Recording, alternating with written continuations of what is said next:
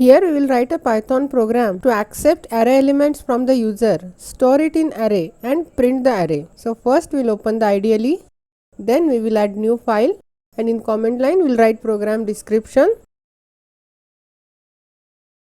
First we will import the array. So import array as ARR.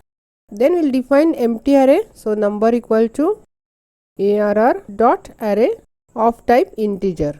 Then we will accept number of elements that we are going to accept from the user to store in array. So n equal to int input, enter number of elements.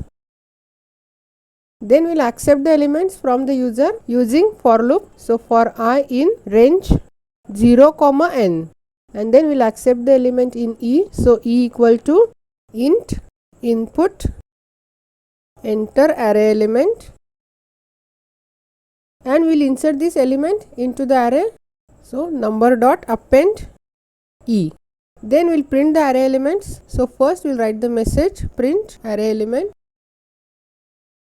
To print the array we will use for loop. So for I in range 0, n, we will print number of I. Then we will save this and we will execute this. It will ask number of elements. I will give 5 and then I will enter the elements. Here it will accept the elements from the user, store it in array and print the array.